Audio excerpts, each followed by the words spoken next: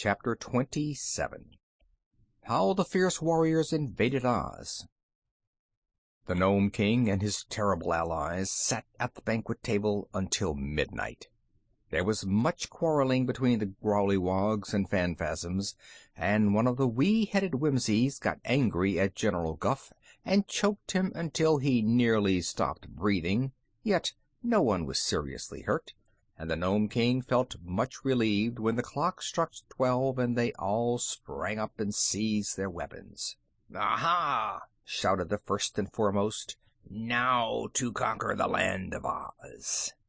He marshaled his Phanfasms in battle array, and at his word of command they marched into the tunnel and began the long journey through it to the Emerald City. The First and Foremost intended to take all the treasures of Oz for himself, to kill all who could be killed and enslave the rest, to destroy and lay waste the whole country, and afterward to conquer and enslave the Nomes, the Growleywogs, and the Whimsies. And he knew his power was sufficient to enable him to do all these things easily. Next marched into the tunnel the army of gigantic Growleywogs, with their Grand Gallipoot at their head. They were dreadful beings indeed, and longed to get to Oz that they might begin to pilfer and destroy. The Grand Gallipoot was a little afraid of the First and Foremost, but had a cunning plan to murder or destroy that powerful being and secure the wealth of Oz for himself. Mighty little of the plunder would the Nome King get, thought the Grand Gallipoot. The chief of the Whimsies now marched his false-headed forces into the tunnel. In his wicked little head was a plot to destroy both the First and Foremost and the Grand Gallipoot. He intended to let them conquer Oz, since they insisted on going first, but he would afterward treacherously destroy them, as well as King Roquat, and to keep all the slaves and treasure of Ozma's kingdom for himself.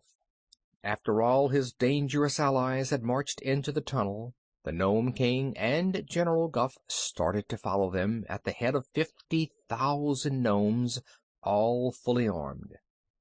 "Guph," said the king, "those creatures ahead of us mean mischief. They intend to get everything for themselves and leave us nothing."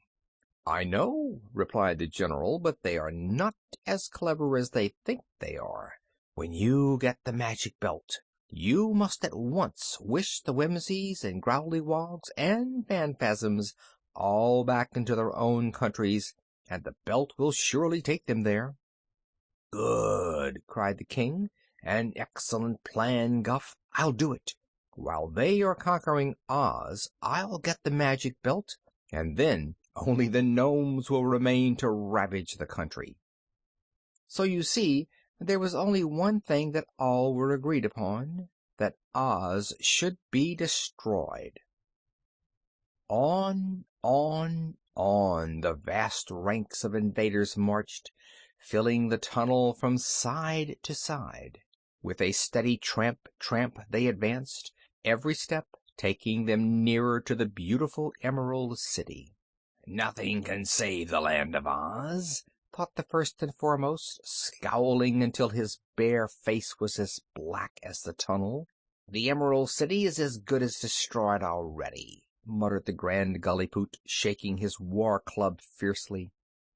"In a few hours, Oz will be a desert," said the chief of the Whimsies, with an evil laugh.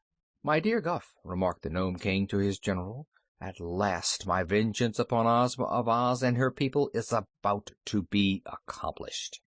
"You are right," declared the general. "Ozma is surely lost." And now the First and Foremost, who was in advance and nearing the Emerald City, began to cough and to sneeze. "This tunnel is terribly dusty," he growled angrily. "I'll punish that Nome King for not having it swept clean. My throat and eyes are getting full of dust, and I'm as thirsty as a fish." The Grand Gallipoot was coughing too, and his throat was parched and dry. "What a dusty place!" he cried. "I'll be glad when we reach Oz, where we can get a drink." "Who has any water?" asked the Whimsy chief, gasping and choking. But none of his followers carried a drop of water, so he hastened on to get through the dusty tunnel to the Land of Oz. "Where did all this dust come from?" demanded General Guph, trying hard to swallow, but finding his throat so dry he couldn't. "I don't know," answered the Nome King. "I've been in the tunnel every day while it was being built, but I never noticed any dust before." "Let's hurry!" cried the general. "I'd give half the golden Oz for a drink of water." The dust grew thicker and thicker, and the throats and eyes and noses of the invaders were filled with it. But not one halted or turned back. They hurried forward more fierce and vengeful than ever. End of chapter 27.